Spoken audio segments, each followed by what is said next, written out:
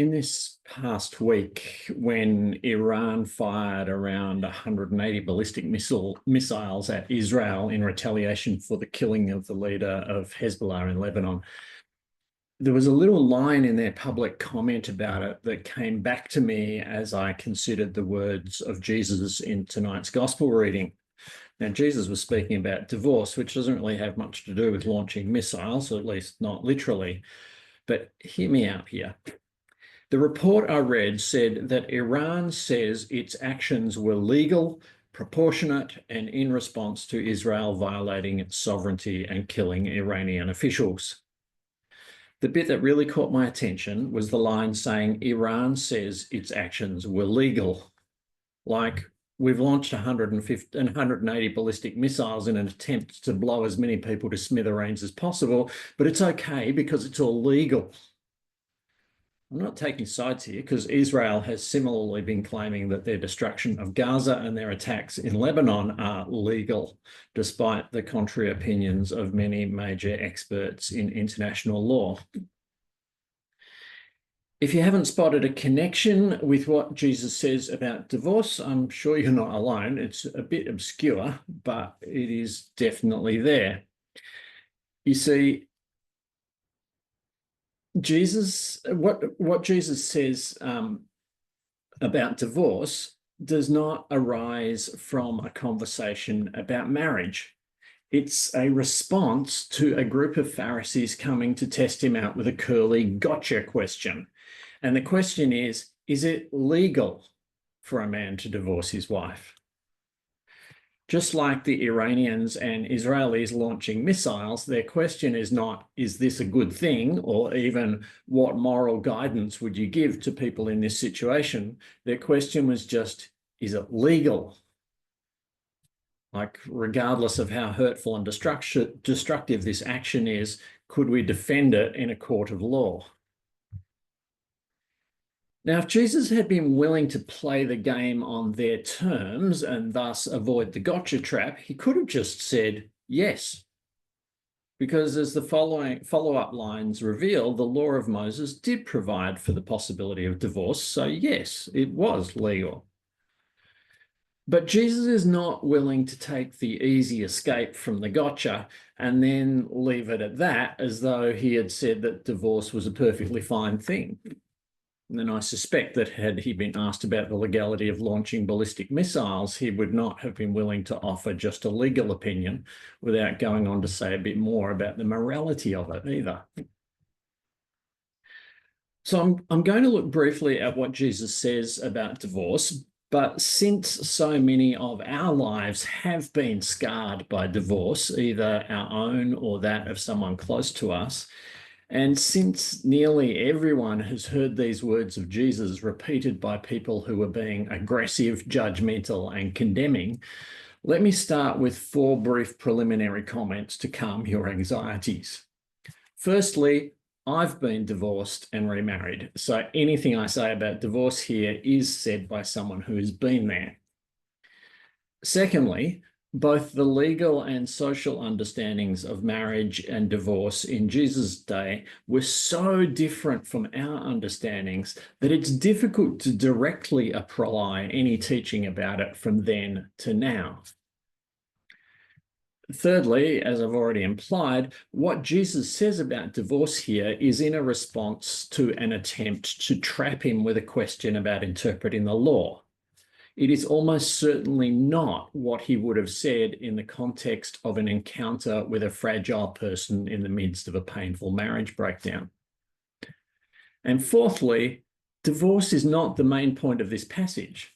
Jesus is primarily addressing the attitude that underlay the trick question, the attitude that imagined that questions about what is and isn't legal was a good way of evaluating our relationship with God and our relationships with one another.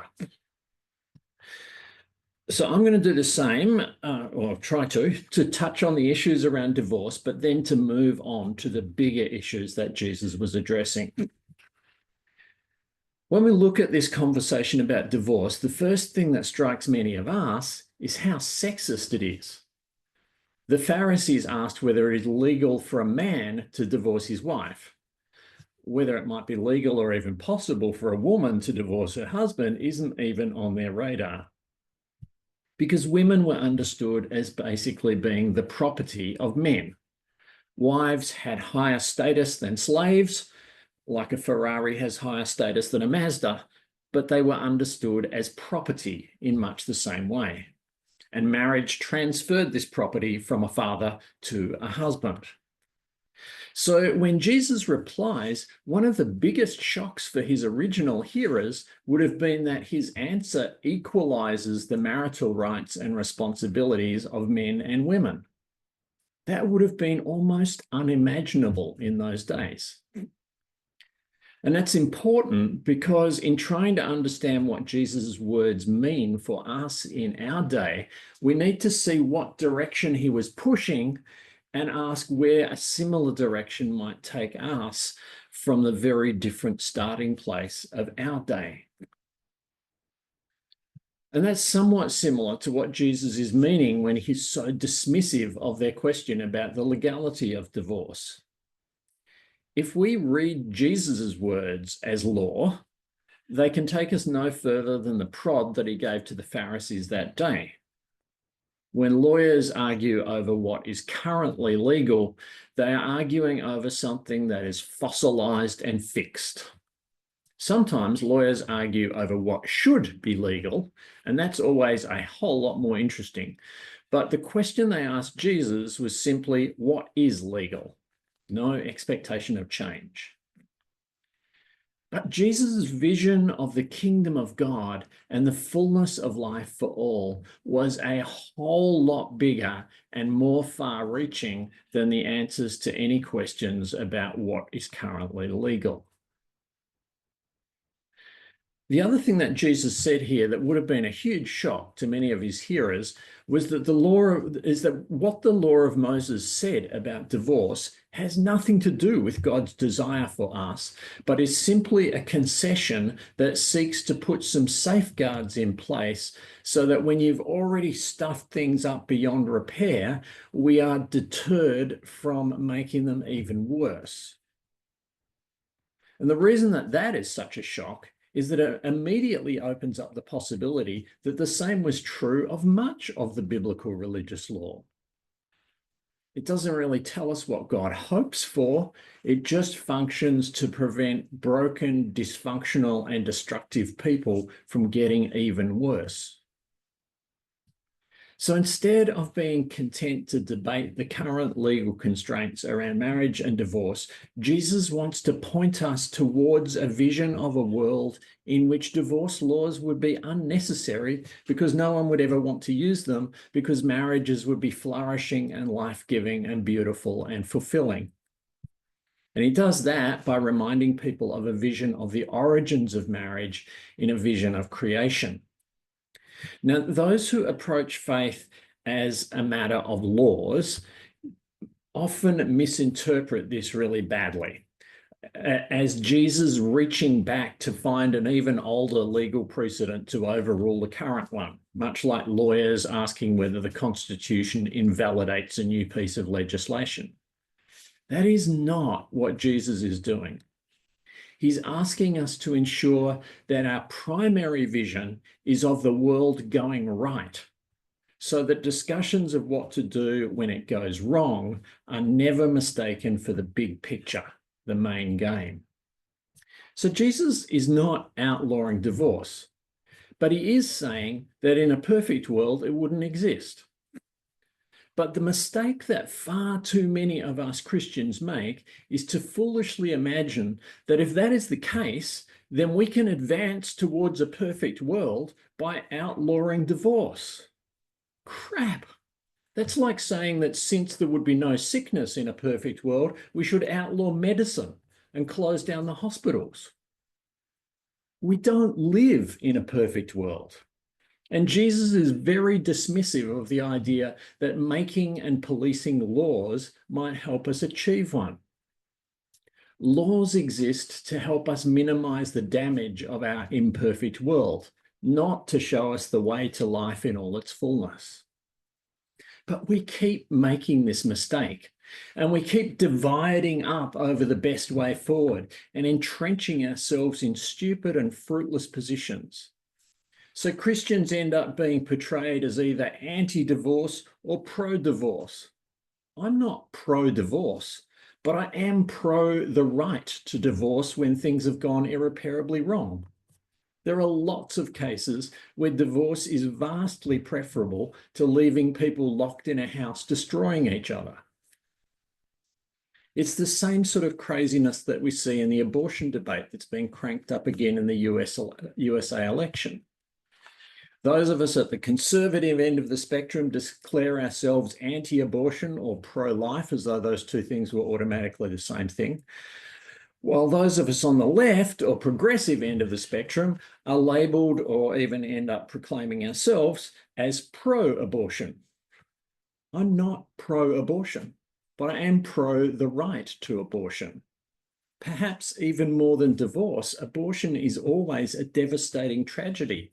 But we are broken and dysfunctional people living in a broken and dysfunctional world. And banning abortion is not going to make that better. It's just going to remove one of the ways we can hit pause and stop tragic situations getting even worse. And if you think I'm overcomplicating things and we really could do better now if we just enforced the right laws, then ask yourself, how come so many of the so-called pro-life people are still in favor of bombing the crap out of women and children who live too close to Middle Eastern terrorist groups? How is that pro-life? And what sort of laws would you be proposing in order to sort that out? I opened with comments about the war in the Middle East, which again illustrates the powerlessness of laws as a mechanism for building genuine peace and harmony. We don't even seem to be able to agree over the laws that are designed to regulate the war, so both sides keep arguing for the legality of their respective atrocities. Tomorrow will be the first anniversary of the barbaric Hamas attack on Israel. Even if we seek to understand what motivated such barbarism, nothing can justify it, let alone arguments over legality. And however horrific the ongoing atrocities on both sides may be, nothing justifies our tendency to erase all nuance and compassion from the discussion and just descend into taking sides and pretending everything is clear-cut and black and white.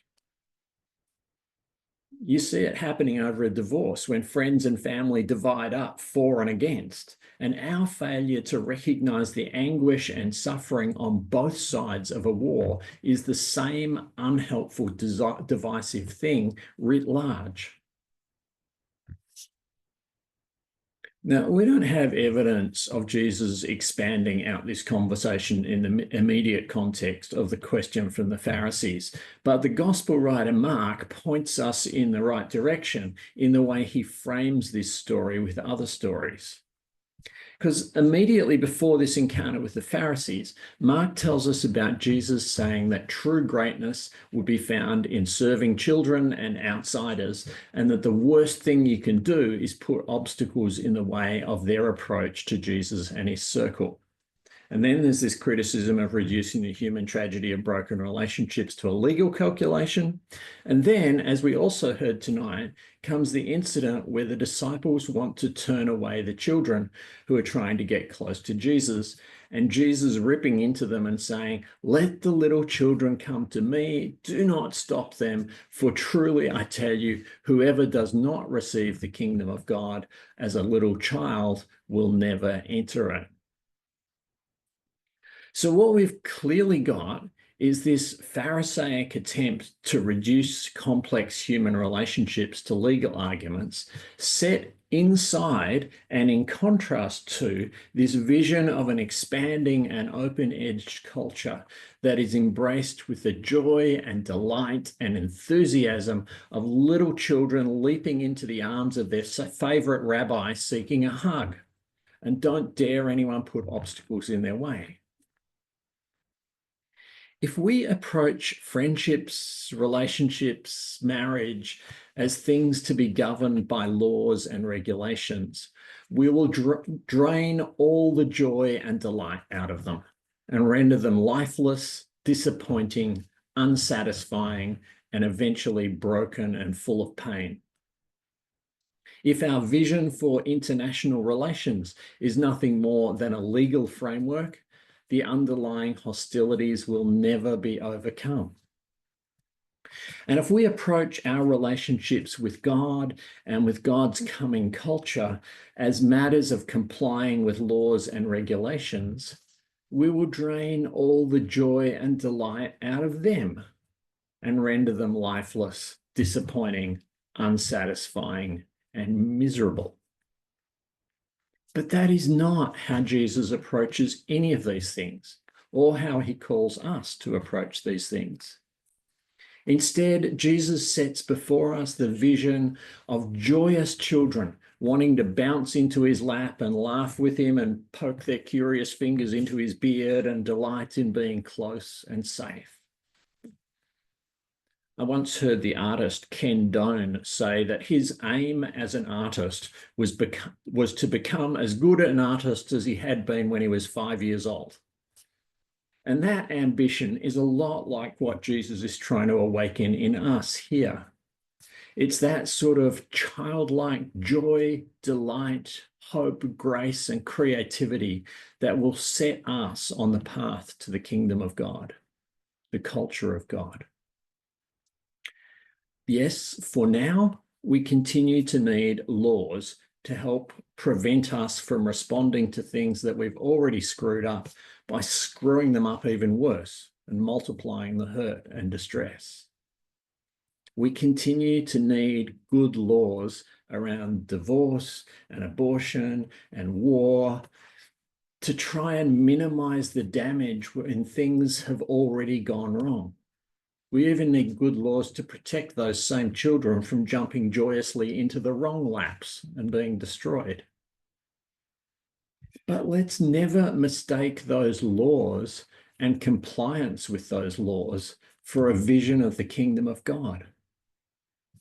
They might help stop us descending further into hell, but to find the pathway forward to the kingdom of God, we will need to surrender instead to the joy, delight, hope, grace, and creativity that we see most naturally in children.